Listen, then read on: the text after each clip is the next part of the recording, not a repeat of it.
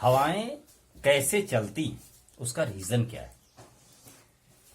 तो इसके लिए देखिए, जैसे गर्मी पड़ती है, कहीं पर गर्म है, जहां पर गर्मी पड़ती है वहां जो गर्म हवाएं हैं वो ऊपर की ओर उठ जाती हैं।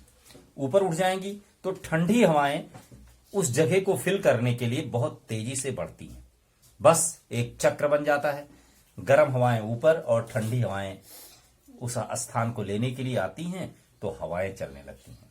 तो ये जो हवाएं जो चलती हैं उसके कई नाम दिए गए हैं। मंद हवा, धीरे धीरे हवा जो चलती है उसका नाम कुछ और होता है।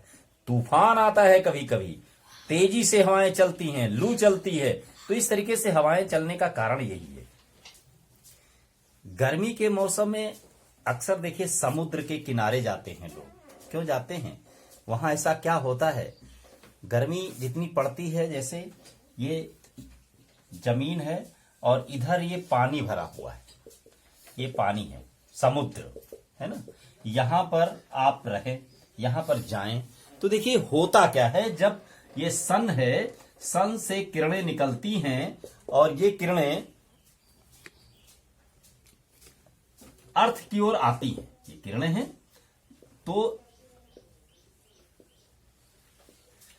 जब गर्म होने लगता है तो जमीन पहले गर्म होती है।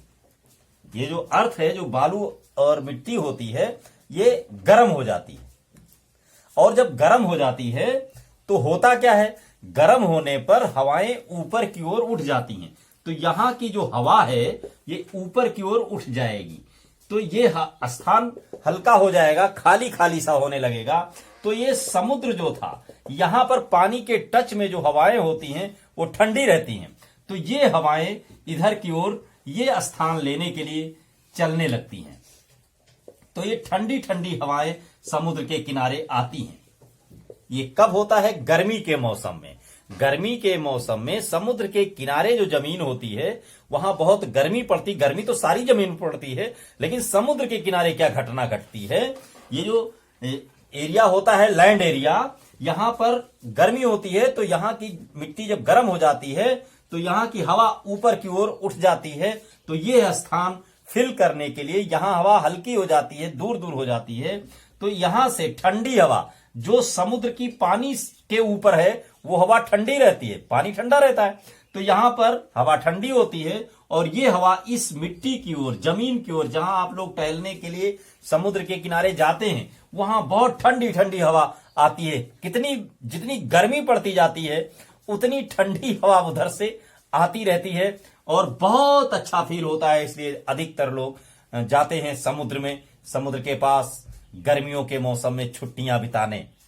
उसका कारण यही है, इसे कहते हैं सी ब्रीज। Sea breeze.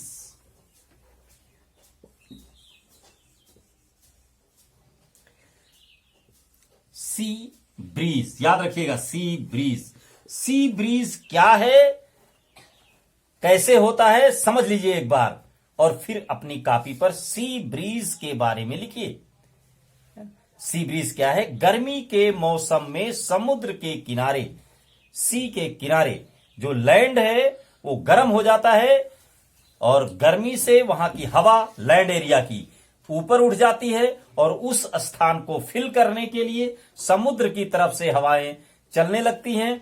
तो ये ठंडा महसूस होने लगता है, ठंडी ठंडी हवाएं, पानी के ऊपर से हवाएं आती हैं। जैसे कूलर के सामने बैठो, कूलर में क्या होता है, पानी से होकर के ठंडी हवा बाहर निकलती है। उसी तरीके से समुद्र के किनारे की एरिया में गर्मी के मौसम में ऐसा लगता है जैसे कूलर चल रहा हो, हवा चलती है। तो इस घटना को सी ब्रीज कहते हैं। सी ब्रीज ध्यान रखिएगा और इसको याद कर लीजिएगा, बहुत काम की चीज है।